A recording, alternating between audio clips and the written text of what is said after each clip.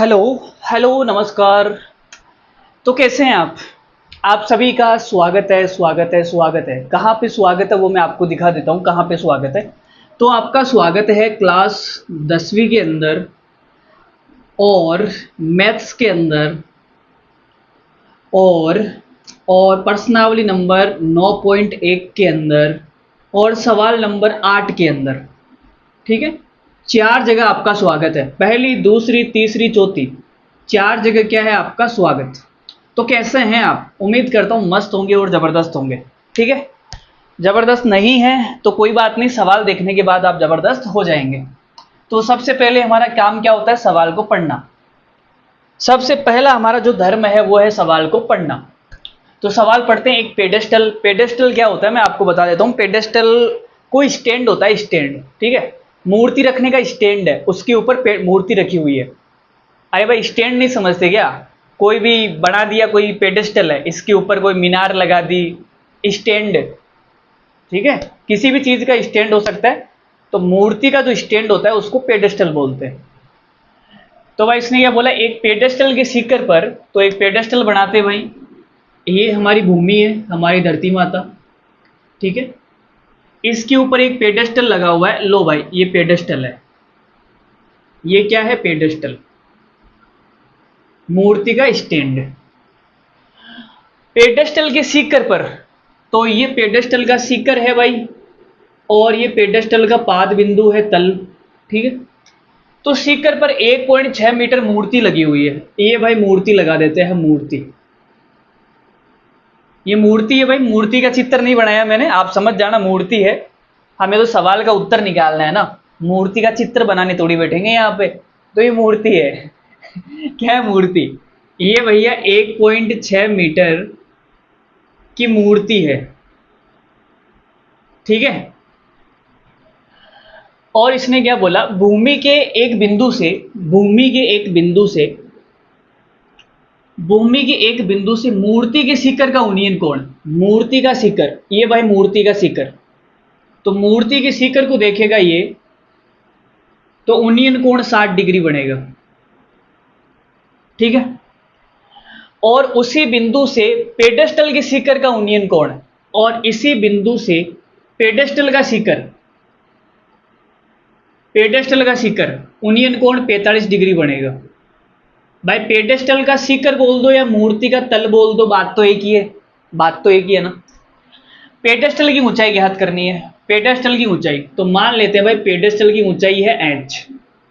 ठीक है, या चलो h को रहने दो, पेडेस्टल की ऊंचाई निकालनी है। तो ये a हो गया, ये b हो गया, ये c हो गया, और ये d हो गया। ये चित्र बन गया भाई। अब हमें ज्ञात क्या करना है? सबसे पहले हम लिखेंगे ज्ञात करना है। तो ज्ञात क्या करना है भाई? तो हमें पेडेस्टल की ऊंचाई ज्ञात करनी है, मतलब पेडेस्टल BC, BC हमें ज्ञात करनी है। ठीक है, BC हमें ज्ञात करनी है। अब ज्ञात कैसे करेंगे? तो आपने कहा गुरुजी ज्ञात कैसे करेंगे, पहले लिख देता हूं मैं यहां पे, ज्ञात कैसे करेंगे। ज्ञात कैसे करेंगे? ठीक है, तो सबसे पहले हम AC निकालेंगे। AC, गर्मियों का मौसम चल रहा है तो AC की जरूरत पड़ेगी। गर्मियों का मौसम चल रहा है, AC की जरूरत पड़ेगी। तो सबसे पहले हम AC निकालेंगे। ठीक है, AC, और इस AC में से मैं माइनस कर दूंगा AB। माइनस क्या कर दूंगा? AB। AC में से मैं AB माइनस कर दूंगा, तो मेरा क्या आ जाएगा? BC आ जाएगा। ठीक है, यही निकालना है। अरे भाई, पूरी AC में से ये जो AB है ना, ये माइनस कर दूंगा तो BC आ जाएगी ना। तो बस सिंपल है। तो देखो करते हैं भाई, पहले छोटे वाले त्रिभुज में लेते हैं, त्रिभुज BCD में, त्रिभुज BCD में, छोटे वाले त्रिभुज के अंदर। तो मैंने कहा भाई मुझे क्या निकालना है, देखो दोनों के अंदर CD आ रही है, CD दोनों के अंदर आ रही है, तो CD निकालनी है। और दिया हुआ क्या है? तो आप बोलोगे सर थीटा के सामने वाला लंब होता है। ठीक है, तो ये लंब हमें दिया हुआ है, ये 1.6 मीटर है ना, यही तो हमें निकालना है। तो लंब और ये आधार, 90 डिग्री के सामने वाला तो कर्ण हो जाएगा, कर्ण, ये तो कर्ण हो गया। तो लंब और आधार में संबंध लेना है। ठीक है, ये हो गया लंब और ये हो गया आधार। तो लंब और आधार में लाल बट्टा कक्का में जाके देखो आप, लाल बट्टा कक्का, तो टेन थीटा। तो भाई टेन थीटा बराबर लंब बटे आधार। अब थीटा की जगह कितना आएगा, 45 डिग्री आएगा छोटू वाले त्रिभुज के अंदर। छोटे वाले त्रिभुज के अंदर थीटा की जगह है 45 डिग्री। लंब का मान है भाई BC, लंब का मान BC हो गया और आधार का मान हो गया CD। ठीक है, टेन 45 का मान 1 होता है, तो ये आ गया BC बट्टा CD। CD भाग में है, इधर जाएगा गुणा में जाएगा, तो ये आ गया BC। अब CD को 1 से गुणा करूंगा तो CD आएगा भाई, तो CD बराबर BC। तो मेरे पास में ये आ गया भाई, है ना। ठीक है, चलो भाई आगे बढ़ते हैं। अब हम लेते हैं बड़े वाले त्रिभुज के अंदर। बड़े वाला त्रिभुज है ACD।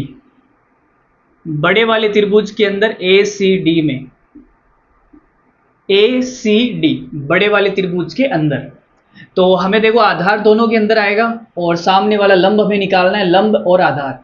तो लंब और आधार में संबंध होता है टेन थीटा। टेन थीटा बराबर लंब बटे आधार।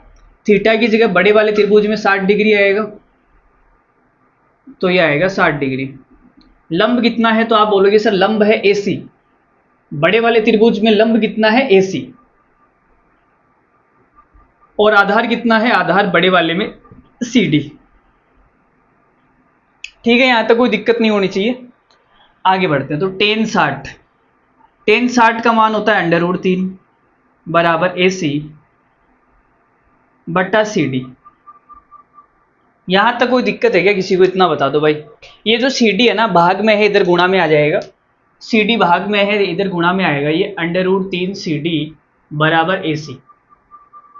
यहां तक किसी को कोई तकलीफ है तो आप हमसे बोल सकते हैं, हमसे कह सकते हैं अपने दिल की बात। मुझे नहीं लगता यहां तक कोई दिक्कत होगी किसी भी बच्चे को। एनी टाइप ऑफ बच्चा इज नो दिक्कत। बोलो भाई दिक्कत है किसी को, no problem, okay okay okay okay okay done, got it got it got it got it. तो अब आगे कैसे करेंगे, तो हमें निकालनी है BC। ठीक है, और BC कैसी निकलेगी, तो भाई BC निकलेगी, देखो CD है ना, CD ध्यान से देखो और BC ध्यान से देखो। CD और BC क्या है, बराबर। CD और BC क्या है, बराबर। तो इस CD की जगह मैं BC लिख दूं क्या, ये जो CD है ना इसकी जगह BC लिख दूं क्या, यहां पे बताओ, लिख दूं। तो लिख देते हैं भाई, आपने कहा लिख दो। यहां समीकरण 1 दे दो इसको, समीकरण 1, और यहां मैं लिख देता हूं समीकरण 1 से √3 जो CD है ना उसकी जगह मैंने BC लिख दिया बराबर AC। अब हमें तो BC का मान निकालना है, तो √3 गुणा में है, उधर जाएगा भाग में जाएगा। देखो भाई, तो BC कितना आएगा, तो BC बराबर आएगा AC बट्टा √3। तो BC का मान आ गया भाई, BC का मान आ गया, लेकिन AC का मान नहीं आया यार अभी तक। क्या करें बताओ, AC का मान नहीं आया मेरे दोस्त, क्या करें बताओ। देखो यहां ध्यान से देखो, मैं आपको एक चीज समझाता हूं, हमें ये निकालना है। ठीक है, AC में से AB गया तो क्या आएगा, BC तो आएगा, BC तो निकलेगा। बोलो भाई सही है नहीं, हमें BC निकालना है। BC कैसे निकलेगा, AC में से AB गया तो BC आ जाएगा। बोलो आएगा या नहीं आएगा, आएगा ना। तो हम क्या करते हैं, यहां से AC का मान निकाल लेते हैं, AC का मान। तो AC का मान कितना आएगा, तो आपने कहा गुरुजी AC बराबर आएगा BC प्लस AB। तो यहां लिख देता हूं मैं, तो मैंने लिखा भाई BC बराबर AC।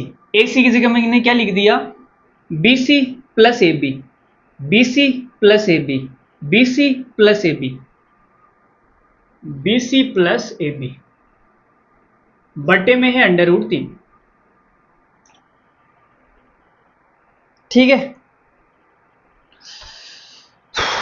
बड़ा भयंकर सवाल लग रहा है यार मेरे को, तो ये इतना आसान तो नहीं है भाई, इतना आसान नहीं है भाई।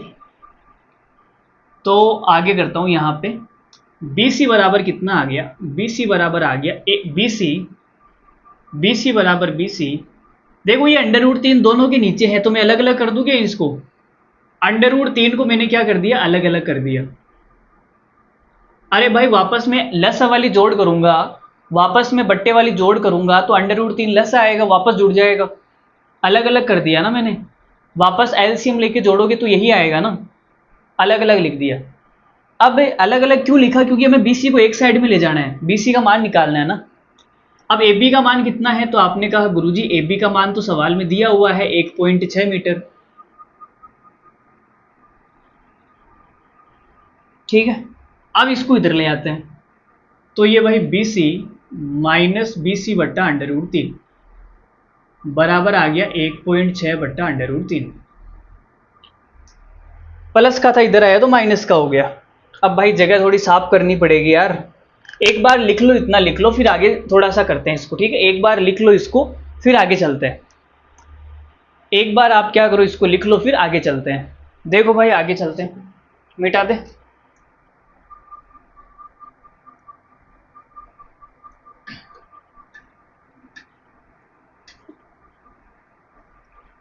देखो भाई अब करते हैं, तो ये हमारे पास में है B C minus B C बट्टा अंडर रूट 3 बराबर कितना है, बराबर है 1.6 बट्टा अंडर रूट 3।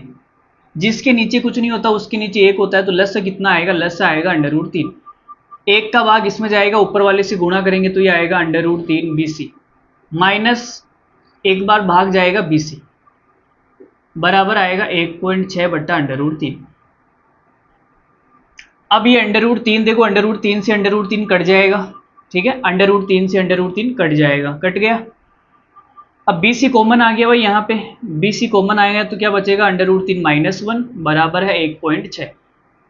ठीक है, अब ये नीचे जाएगा, तो नीचे जाएगा तो भाई बी सी बराबर आएगा 1.6, ये गुणा में था तो नीचे भाग में आ गया अंडर रूट 3 -1। अब हमारा छोटू बोलेगा गुरुजी उत्तरमाला में मैच नहीं हुआ यार, उत्तरमाला वाला मैच कराओ आप। तो उत्तरमाला का मैच कराने के लिए हमें करना पड़ेगा परिमेयकरण। कौन सा करण करना पड़ेगा, परिमेयकरण। परिमेयकरण करने पर किसका परिमेयकरण करेंगे, हर का परिमेयकरण, नीचे वाले का। ठीक, तो बी सी बराबर आएगा 1.6 बट्टा अंडर रूट 3 -1 गुणा अंडर रूट 3 +1 बट्टा अंडर रूट 3 +1। ठीक है, इतना करना पड़ेगा। लगता है मार्कर में थोड़ी स्याही खत्म हो गई, तो हम थोड़ी स्याही भर लेते हैं। थोड़ा इंतजार करो दोस्तों, थोड़ा क्या करो, इंतजार।